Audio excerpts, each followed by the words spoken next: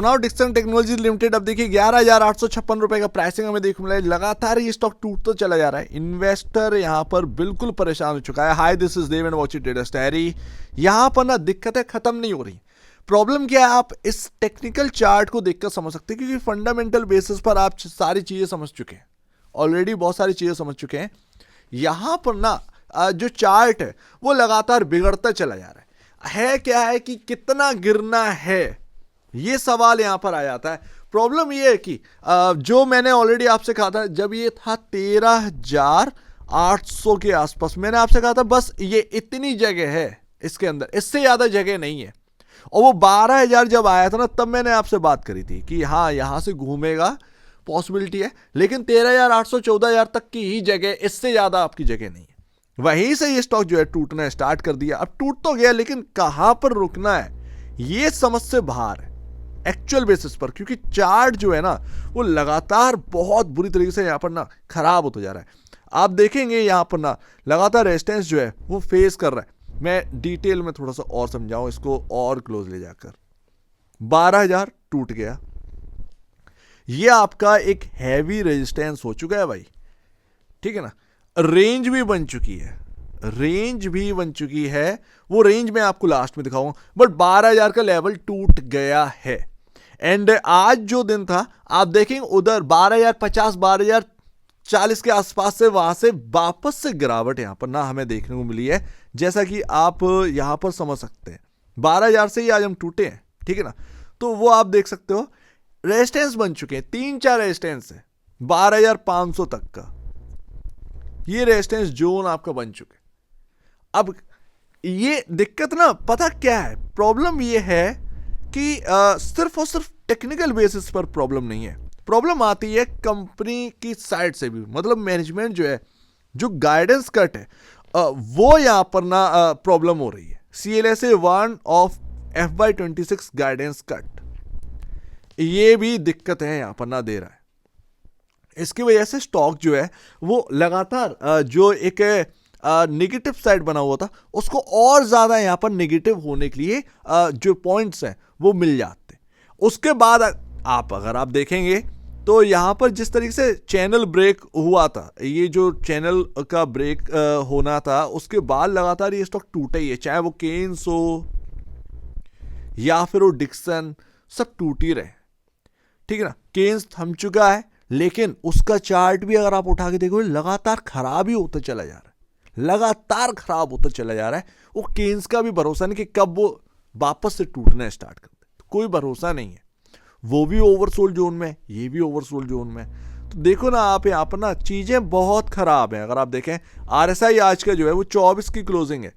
पिछले बार भी जब डिक्सन गिर रहा था, केन्स गिर रहा था, उसका RSI भी आपको ओवरसोल्ड जोन में ही मिल रहा था। 11 या 8 के आसपास RSI की वैल्यू देखने को मिल रही थी, फिर भी वो स्टॉक टूटे चला जा रहा था। अब वो थम चुका है, यहाँ पर भी यहाँ पर ना गिरावट जा रही है।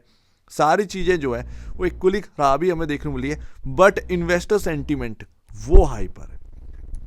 जैसे कि इन्वेस्टर इतने डर में पैसा लगाने के लिए तैयार। आज की डिलीवरी क्वांटिटी 40% है, 40% ये डिलीवरी क्वांटिटी है। कल 37, उससे पहले 37, इस तरीके से मैसिव डिलीवरी क्वांटिटी हमको देखने को मिली है, क्योंकि डिक्सन का नाम है भाई। कंपनी का जो बिजनेस है, एक दिन एक क्वार्टर खराब रहेगा, 2 क्वार्टर खराब रहेगा, इससे ज्यादा नहीं। जो गिरावट, क्योंकि ऐसे स्टॉक ना गिरावट में ही खरीदे जाते हैं, आपको मौका जो बड़ा जो है वो गिरावट में ही बनकर देता है।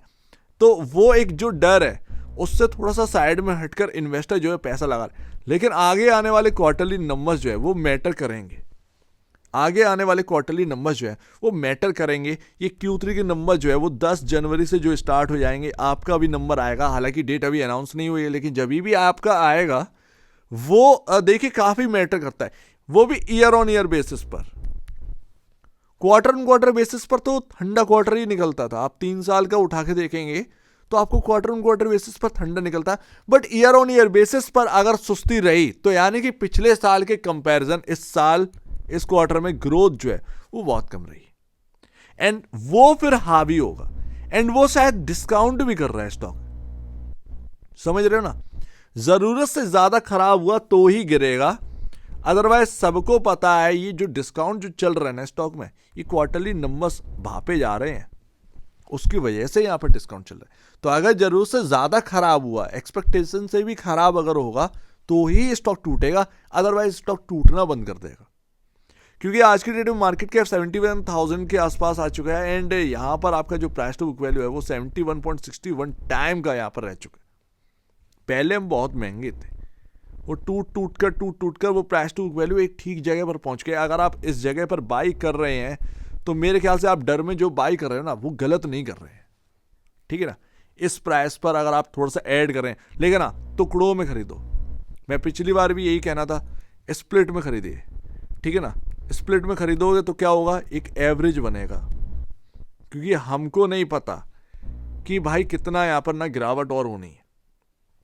वो हो सकता है कि 10,000 तक की आपकी गिरावट हो, लेकिन उस बीच में आपको अपसाइड भी देखने को मिल सकती है। अब जैसे यहाँ पर ना आपका रेंज है 12057 यानी कि 12,057 से 12,716, ये आपका एक रेंज, ठीक है ना, ये आपका रेंज। अब अगर यहां से घूमा तो पता चला 12,500 गया, वहां से टूटने स्टार्ट कर दिया, 12,600 गया, वहां से टूटने स्टार्ट कर दिया, ये है आपका। अगर 12,700 तोड़ा तो वो 13,251 तक का ही अपसाइड यहां पर कहीं ना कहीं पहला दिखता है, उसके बाद वो बात की बात है, लेकिन 13,251 तक जगह बनती है, समझ रहे हो ना। तो इस तरीके से खेल है, रेंजेस यहां पर बन चुकी है। दिक्कत काफी बड़ी है, दिक्कत कोई छोटी मोटी नहीं है, दिक्कत काफी बड़ी है। ना गाइडेंस अच्छे आ रहे हैं, ना जो एक चार्ट है आपका वो भी यहाँ पर ना स्ट्रेंथ शो नहीं कर रहा है। ये है मूविंग एवरेज आपका 14,500 पर आ चुका है, 14,500 पर आपका मूविंग एवरेज आ चुका है। एंड लेट्स सी देखते हैं क्या रहता है, बट ये रेंज काफी क्रिटिकल बन चुकी है, 12,057 से 12,716, ये रेंज काफी क्रिटिकल बन चुकी है। अब देखते हैं क्या रहता है क्या नहीं रहता है, बट एक इन्वेस्टर पॉइंट ऑफ व्यू से अगर आप देखेंगे तो देखना पड़ेगा कि हाँ भाई आप एक सही जगह पर हैं, आप बाय कर रहे हैं, झटका लग सकता है 1,000-1,500 रुपए का, लेकिन इससे ज्यादा यहां पर जगह बनती नहीं, कितना तोड़ोगे, बात यहां पर भी आ जाती है। ऑलरेडी स्टॉक जो है वो हाफ के अराउंड हो चुके, हाफ के अराउंड हो चुके, तो ये अपने आप में एक बड़ी बात है। लेकिन आप ये भी तो देखिए कि ये किस वैल्यूएशन पर घूम रहा था, ये किस वैल्यूएशन पर घूम रहा था, ये भी अपने आप में ही सोचने वाली बात है, ठीक है ना। यहां से डबल कर दो ऑलमोस्ट नियर, ठीक है ना। तो वो अगर आप देखेंगे काफी बढ़ चुका था, वो अब करेक्शन हो रहा है, क्योंकि एक फोमो भी यहां पर आ चुका था।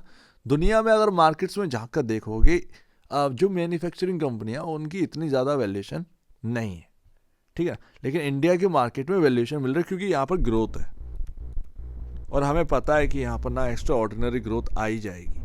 तो बात यहां पर सीधी सी है, दिखता कुछ अलग है, होता कुछ अलग है, लेकिन अपने आप को प्रोटेक्ट करके रखो। लेकिन अगर जरूरत से ज्यादा, क्योंकि अगर ये Q3 के नंबर बिगड़े ना तो वो पूरा मार्केट फॉल करेगा, ऐसे में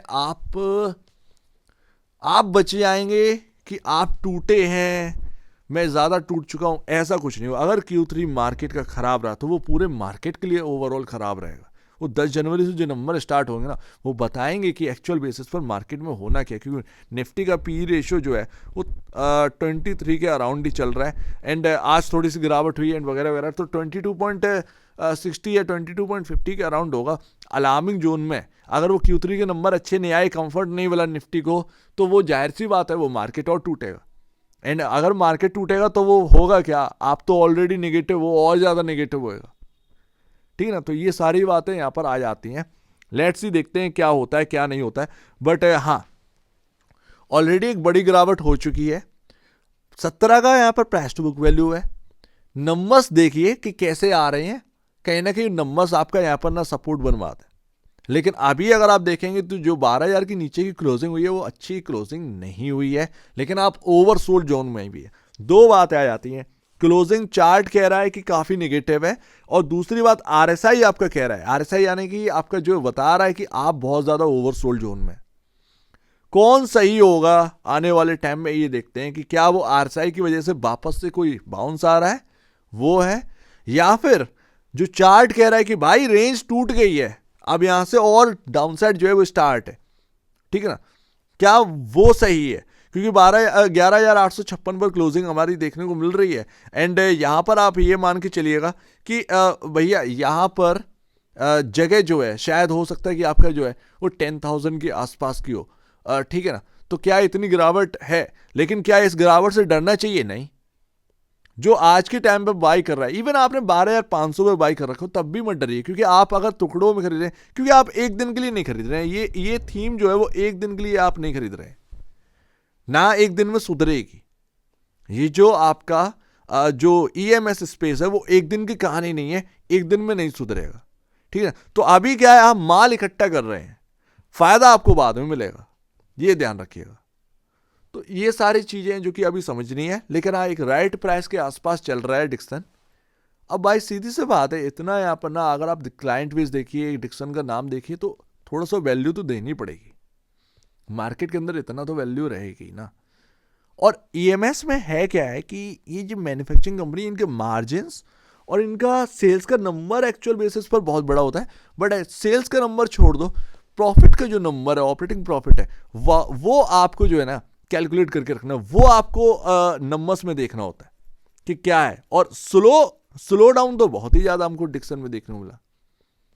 तो ये सारी बातें अभी फेवर में चीजें नहीं है, लेकिन अभी जो कहानी है इस वक्त की वो बस यहीं पर अटकी हुई है कि आप एक ओवरसोल्ड जोन में है, पहली बात।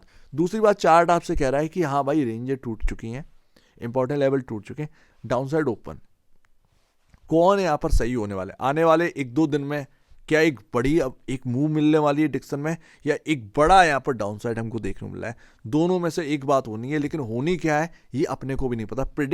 अनप्रिडिक्टेबल सारी चीजें जो है वो सारी चीजें अपने को देखने को मिल रही है। तो बड़ा ध्यान से रहिएगा, लेकिन डरिएगा नहीं, डरिएगा नहीं। डर में ही आप जो है बाई कर पाएंगे। डर से हटकर अगर काम करोगे, आप डर जाएंगे, अरे भाई साहब पता नहीं 10,000 9,000 ना रह जाए, तो आप बेच बाच कर खड़े हो जाएंगे, ठीक है। प्रॉब्लम उन्हें है, प्रॉब्लम वास्तव में उनको है जो 16,000 17,000 पर बाई करके रखे। तो वो एक काम करें ना, वो एवरेज करो ना। आप एक इन्वेस्टर है, आपके पास एवरेज का टूल है, अगर आपके सामने अच्छी कंपनी है, आप एवरेज करिए ना, आप अपने प्राइस को नीचे लेके आओ ना। आपको तो मौका मिला है कि हाँ भाई ठीक है, ठीक है, मुझे क्वांटिटी जोड़ने का मौका मिला। बड़े प्राइस पर क्वांटिटी भी तो नहीं आ पाएगी, और कैपिटल मार्केट है, आपको पैसा बनाने तो क्वांटिटी मैटर करती है। तो क्वांटिटी जोड़ने का समय चल रहा है मार्केट के अंदर, क्वांटिटी जोड़ने का समय चल रहा है, ना कि डरने का। तो गिरावट जितनी भी आ रही है वो आपके एक तरीके से फायदे की भी है कि हाँ भाई आपको क्वांटिटी जोड़ने का मौका मिल रहा है, और एक तरीके से यहाँ पर आप देखेंगे कि हाँ आपका पोर्टफोलियो थोड़ा सा बिगड़ा है। ये दोनों बातें आ जाती हैं। लेकिन अभी की कहानी समझो, देखते हैं आने वाले एक दो चार दिन में क्या रहता है, क्या वो आरएसआई जीतेगा या फिर ये टेक्निकल चार्ट जीतेगा, ये देखते हैं। सो उम्मीद है काफी कुछ आपको समझ में आया हो। एक बार निवेश से पहले या बेचने से पहले अपने ब्रोकर एडवाइस से जरूर सलाह लीजिएगा। खुद की स्टडी करेगा, उससे बेहतर कुछ भी नहीं है, खुद की स्टडी मस्ट है। तो अब दीजिए मुझे वीडियो देखिए, वो तो धन्यवाद दोस्तों।